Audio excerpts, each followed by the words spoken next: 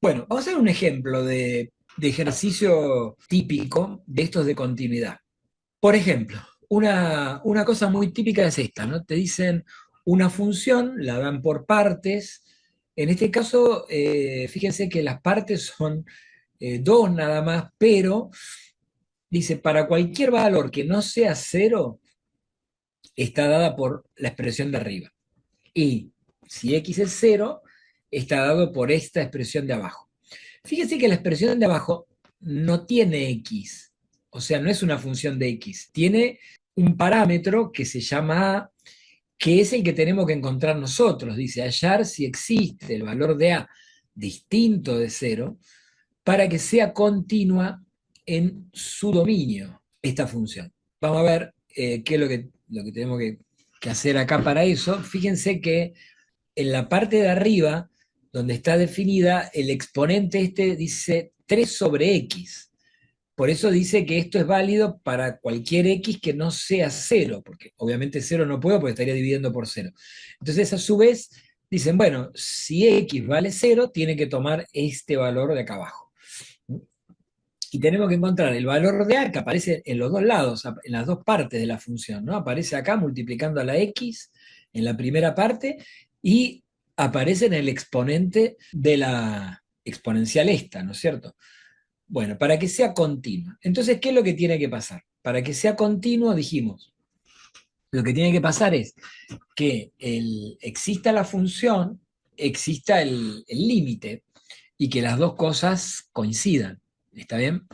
Fíjense, acá es donde podemos usar un poco esta idea que veníamos charlando de esto de que las funciones que son continuas, dice, en todo su dominio, o esto que veníamos hablando de si una función es continua, toda esa álgebra de continuidades, ¿no? La suma es continua, el producto es continuo, y habíamos dicho la composición de funciones de continuas también en general es continuo.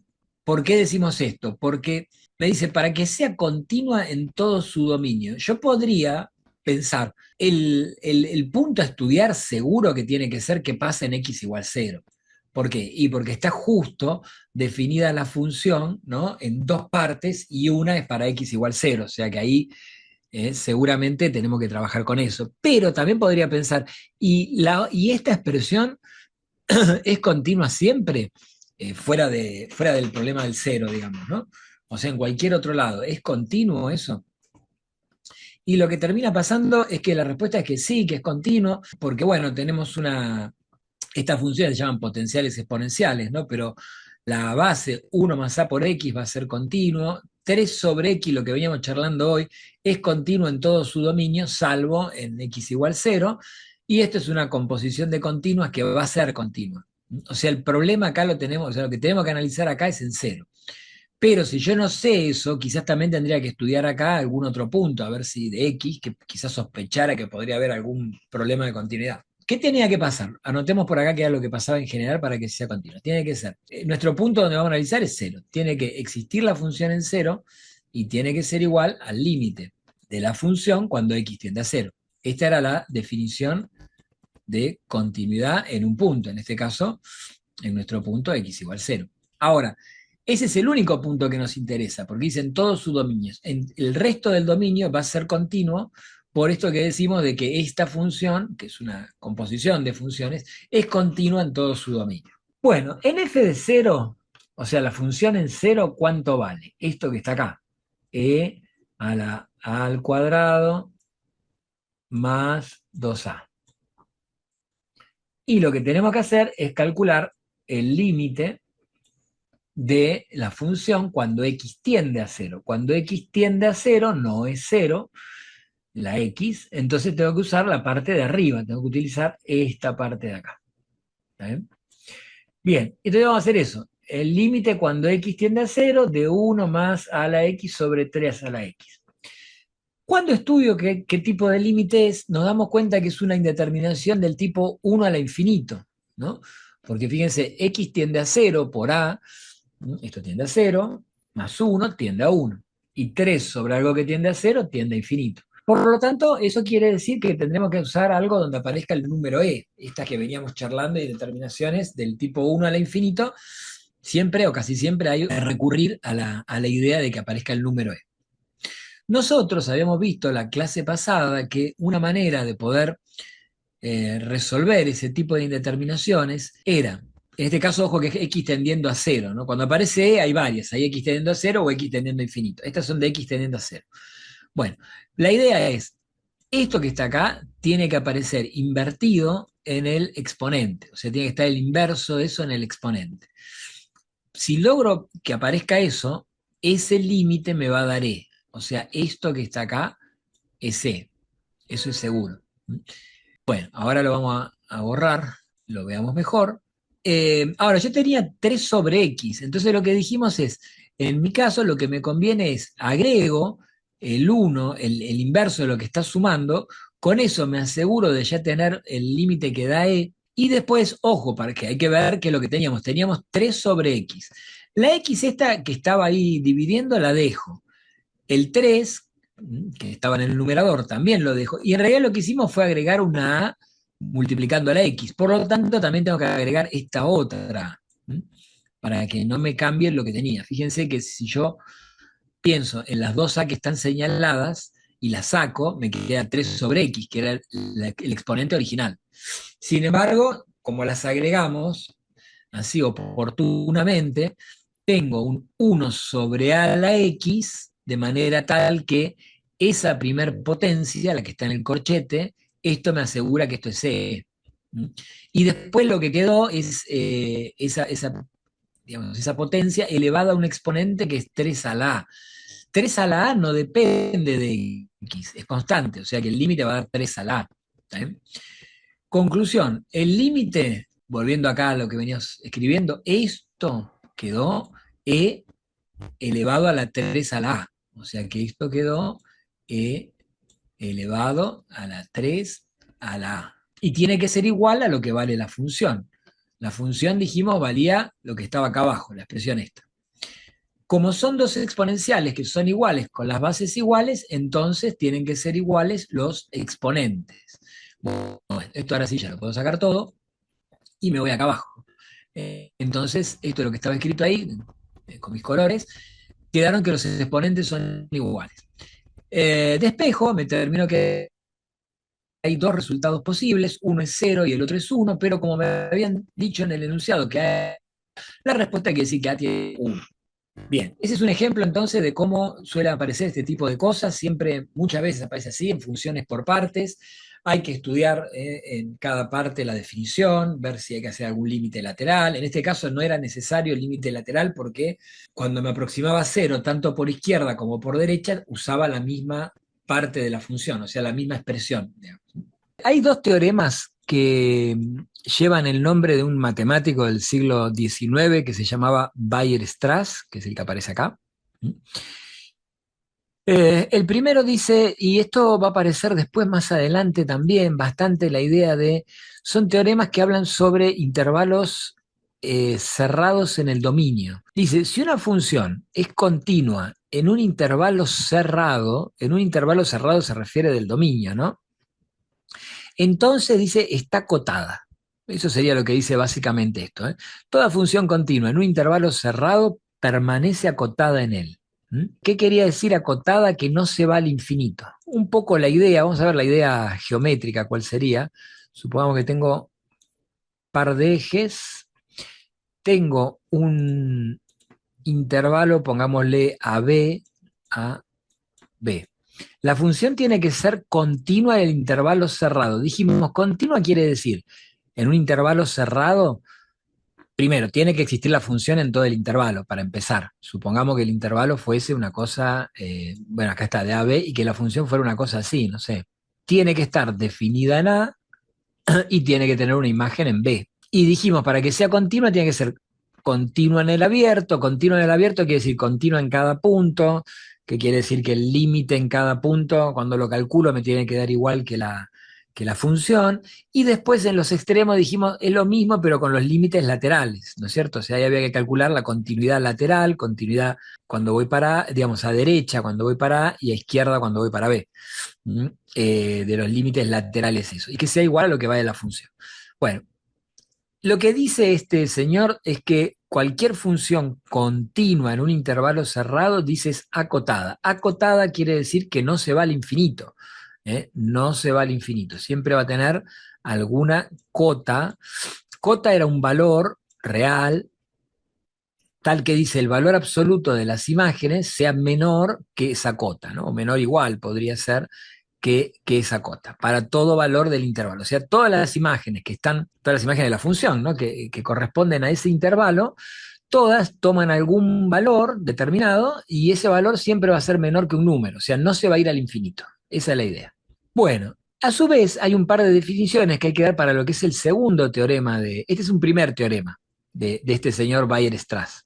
Hay un segundo teorema de Weierstrass que dice, ya lo podemos ver igual acá gráficamente, dice, si la función es continua en un intervalo cerrado, o sea, igual que antes, esta sería la hipótesis, continua en un intervalo cerrado. Esa es la hipótesis. ¿Mm? El primero decía está acotada, quiere decir no se va al infinito. Y el segundo dice, va a haber algún valor del dominio que la imagen sea un máximo. O sea, ahora vamos a definirlo un poquito mejor, que es un máximo. Lo que le llama acá en realidad un máximo absoluto. Un máximo absoluto, un poco la idea es la mayor imagen que puede obtener, ¿no? Y a su vez también va a decir, y también va a haber un mínimo absoluto, que en este caso sería este valor. Y el hombre este dice, me asegura de que siempre va a pasar eso, de que siempre una función continua definida en un intervalo cerrado va a tener por lo menos un máximo absoluto y un mínimo absoluto.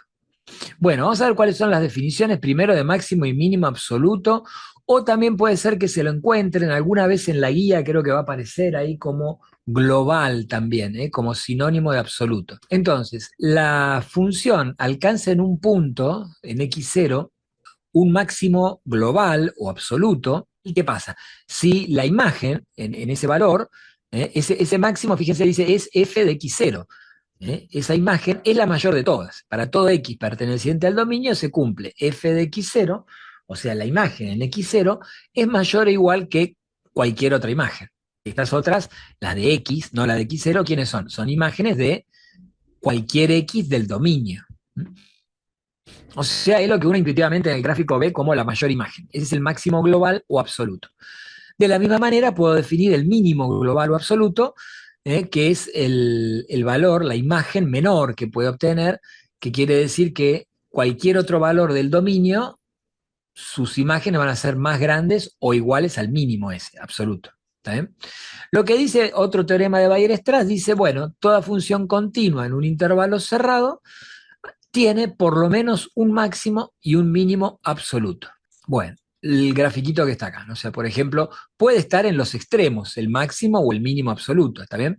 Acá me dice, por ejemplo, es continuo en AB, entonces existe un C, dice, perteneciente al intervalo cerrado, tal que la imagen es máximo absoluto. Esta que está acá donde está la manito. Y habrá otro punto, en este caso es justo el extremo superior del intervalo, ¿no? En este caso sería B, donde es un mínimo absoluto. Bueno, eso pasa siempre, ¿verdad? Y vamos a este teorema, que este sí es importante porque este suele aparecer más de una vez en ejercicios de examen. No va a aparecer de manera tal que me digan, o que nos digan, que nos pidan enunciar el teorema de Bolzano. Este se llama teorema de Bolzano. Ni tampoco me va a decir demostrar el teorema de Bolzano, sino que va a ser aplicado a tipos de ejercicios que ya iremos viendo seguramente, pero vamos a ver qué es lo que nos dice. Este tiene dos hipótesis, a diferencia del anterior que tenía una. Los otros dos teoremas anteriores tenían una sola hipótesis, que decía la función tiene que ser continua en un intervalo cerrado. Ahora me dice la función tiene que ser continua en un intervalo cerrado, esta h de la hipótesis, y además tiene que pasar otra cosa, que las imágenes en los extremos del intervalo tienen que tener distintos signos. ¿Mm? Eso está escrito así acá. Dice, el signo de f de a, que sería f de a es esto, ¿no? Esta es f de a. Tiene que ser distinto del signo de f de b. ¿Mm?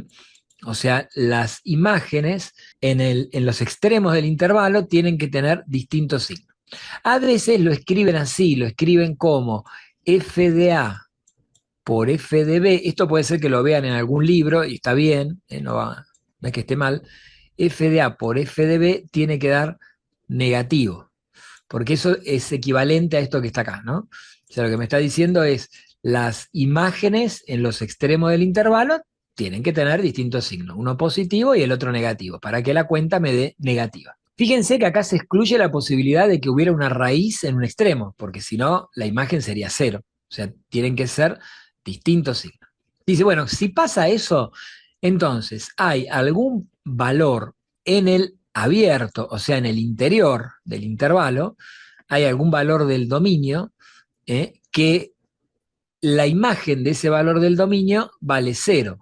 O sea, traducido, hay alguna raíz de la función en el interior del intervalo donde está definida esa función. ¿Está bien? Bueno, este es como el más, digamos, el más difícil, no sé si más difícil de entenderlo, pero bueno, tiene consecuencias importantes, digamos, ¿no? Entonces, acordarse bien cuáles son las hipótesis, porque más de una vez en los exámenes a veces uno omite alguna de las hipótesis y por ahí ya no se puede aplicar esto. Acuérdense, tiene que ser el intervalo donde se lo define cerrado. La función es continua, pero justamente eso es fácil de acordarse, porque estos son los teoremas que refieren a funciones continuas, estos que estamos viendo ahora. Tiene que ser cerrado. Y lo importante es este otro, ¿no? Que las imágenes tienen que ser distintas, de distinto signo, quiere decir, en los extremos del intervalo cerrado. Si pasa eso, entonces hay por lo menos una raíz en el intervalo abierto, o sea, algún valor de X que hace que la imagen se anule. Dice, consecuencia del teorema de Bolzano. Si una función es continua en un intervalo abierto, y no tiene ceros en ese intervalo, entonces, si la función es positiva para todo X o de lo contrario es negativa. Claro, lo que me dice es, si yo estoy en un intervalo abierto, fíjense que dice abierto, y no hay raíces en ese intervalo, la función siempre o es positiva o es negativa. O sea, no se va a cruzar, digamos, ¿no? Pues si se cruzara tendría un cero. Si se cruzara de la imagen de positiva a negativa o viceversa, habría un cero.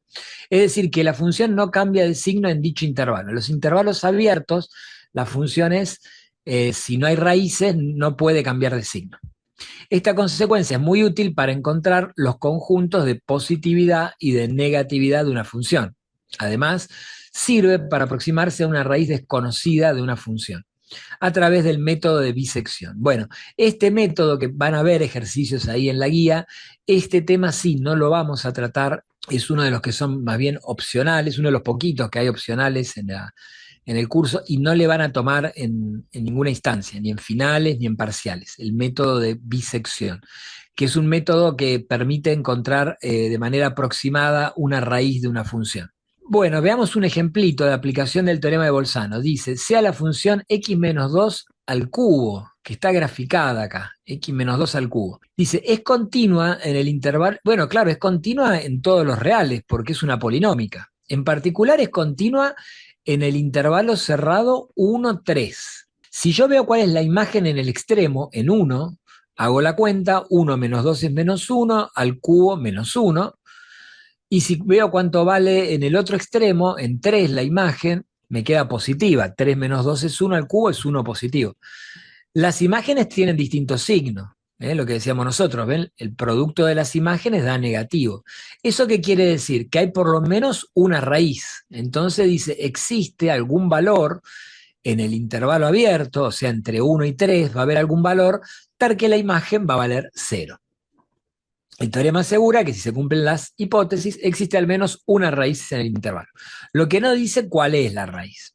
Pero este tipo de cosas va a servir en ejercicios donde aparezcan funciones medias raras y te preguntan, bastante típico de, digamos, de examen, si hay o no una raíz en tal función o en tal ecuación, si tiene solución o no, y a veces hay que usar este teorema de Bolzano. Ahora voy a ver si encuentro un ejemplo en la guía, pero antes mostramos ya el último teorema que dice, suponete que vos tenés una función continua en un intervalo cerrado. Todas estas, las hipótesis, los 4 teoremas que vimos, todos, una hipótesis es que es continua la función en un intervalo cerrado, ¿no es cierto? Y después dice que hay un máximo absoluto y un mínimo absoluto en la función, cosa que ya sabemos que por uno de los teoremas que acabamos de mencionar, que existe eso, ¿no? Para hacerlo más fácil el dibujo, acá pusimos, ¿no?, que el mínimo corresponda al menor valor del dominio y el máximo al mayor valor del dominio. Entonces dice lo siguiente, esto dice, si vos tomás o pensás en un valor cualquiera que esté entre medio del mínimo y del máximo, ¿m?, el valor acá se llama K. Fíjense que dice K está entre el mínimo y el máximo, entre el mínimo absoluto y el máximo absoluto. Entonces lo que dice es, seguro que existe un valor en el intervalo abierto a B, o sea, un valor del dominio, cuya imagen es ese valor K. O sea, traducido lo que te dice es, vos vas a tomar todos los valores, en ese intervalo vas a tomar todos los valores intermedios entre el mínimo y el máximo. Eso te lo asegura la continuidad de la función. El enunciado quizás puede ser un poco complicado de entenderlo, o como está escrito acá, pero digamos, la idea es sencilla, sabemos que si la función es continua en un intervalo cerrado, tiene un mínimo absoluto y un máximo absoluto.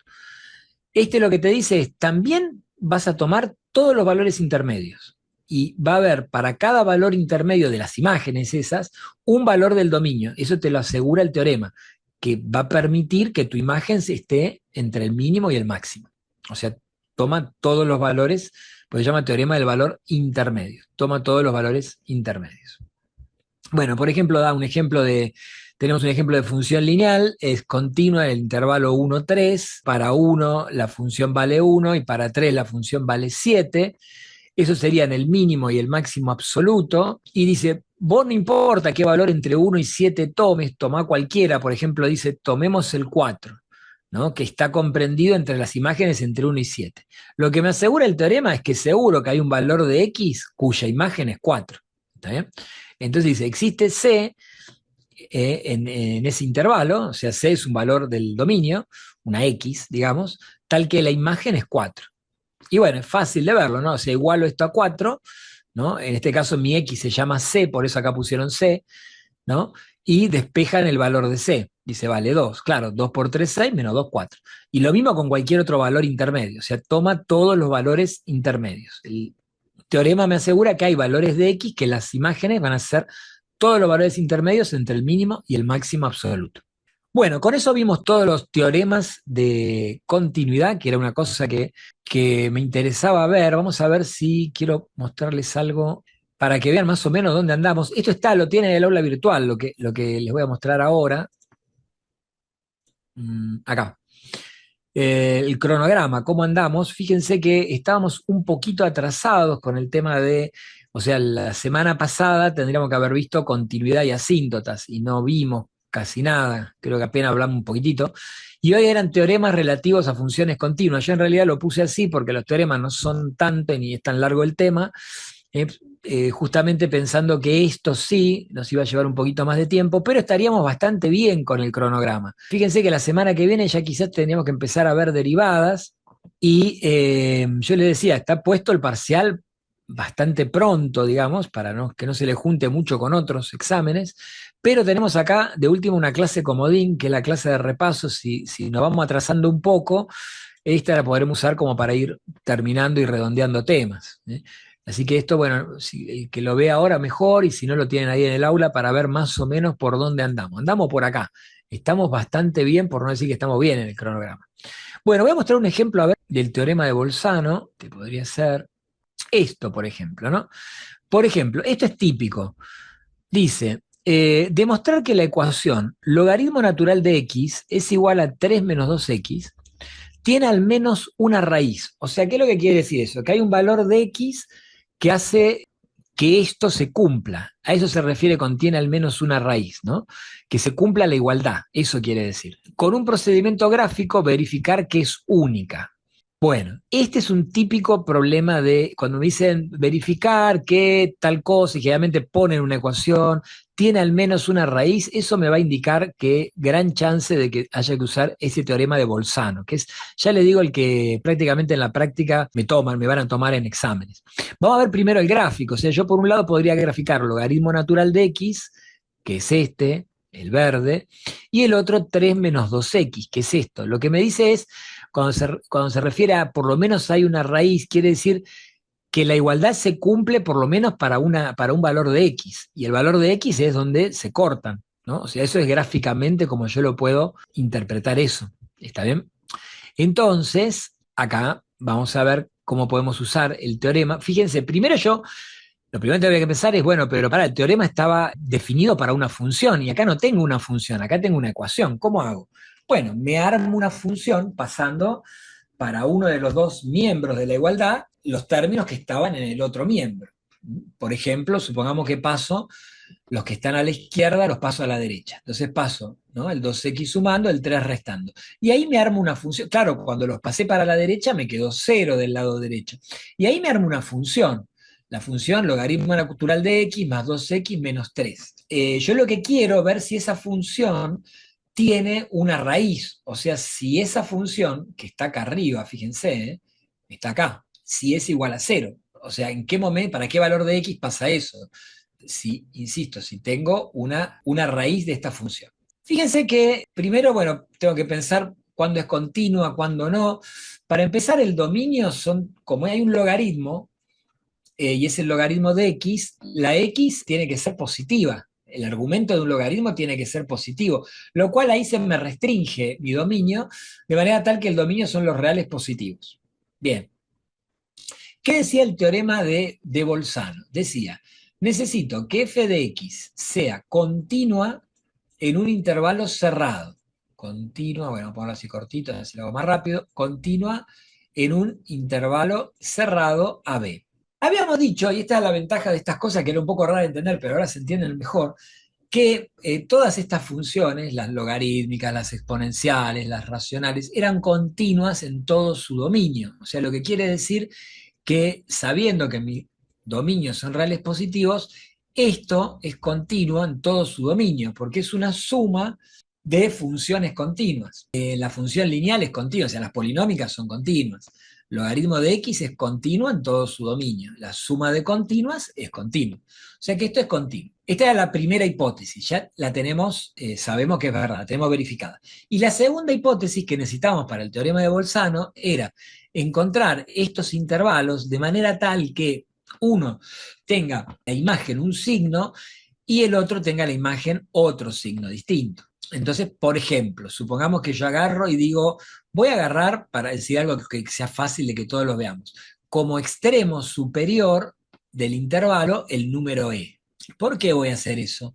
Bueno, porque si yo analizo cuánto vale la imagen de e, eso es fácil, porque el logaritmo natural de e es 1, ¿está bien? Más 2 por e menos 3.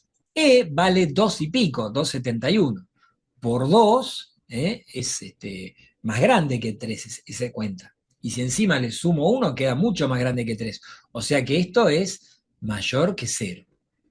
Por lo tanto, yo podría elegir como extremo superior de mi intervalo el número e.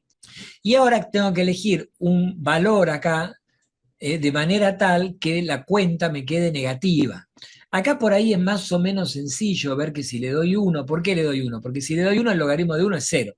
Entonces es fácil hacer la cuenta, ¿no? Entonces fíjense, le doy logaritmo de 1, 0. Esto se va. Más 2, 2. Menos 3, menos 1. Quedó negativo. Listo, con eso ya cumplí mis hipótesis del teorema de Bolzano, que dijimos, necesito un intervalo cerrado que los extremos tengan imágenes con signos cambiados.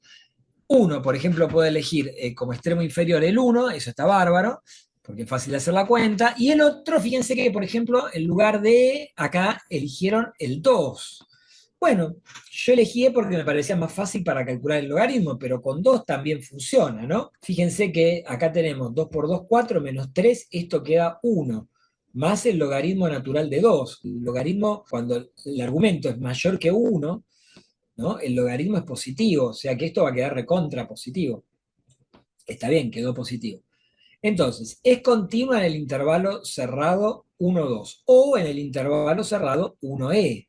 También funcionaba esto.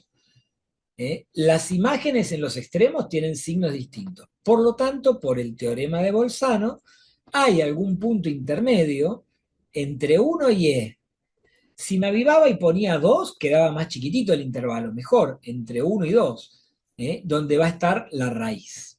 Bueno, eso es lo que responde a la pregunta. Dice, demostrar que la ecuación tiene al menos una raíz. Entonces lo demostramos usando este procedimiento. Tenerlo en cuenta porque aparece muchas veces esta idea. Bueno, fíjense que la raíz está justamente entre 1 y 2. O, si hubieran tomado el valor que yo elegí ahora, entre 1 y e, que estaba un poquito más acá. Esto tiene que ver con que no lo vamos a ver nosotros. Uno puede, por ejemplo, trabajar tratando de encontrar una mejor aproximación. Porque uno dice, claro, la raíz está entre 1 y 2, pero ¿cuál es la raíz? Ay, no sé, bueno, hay que ver. Entonces lo que se hace es un método que se llama de bisección, que lo que se va haciendo es se van tomando valores intermedios para ir aproximando cada vez mejor esto, ¿no? Entonces, por ejemplo, uno dice, bueno, yo puedo tomar entre 1 y 1,5 en lugar de 2 y ver si con 1,5 mi signo sigue siendo positivo, quiere decir que mi raíz está entre 1 y 1,5, ¿no? Y entonces así voy tomando siempre la mitad del intervalo que me va quedando para encontrar, aproximar mejor la raíz. Bueno, eso está un poco explicado acá, el que lo quiera ver lo puede trabajar un poquito o lo puede mirar un poquito, pero insisto, esa parte no vamos a entrar en detalle. Bueno, con eso entonces sí, ya podemos darnos por satisfechos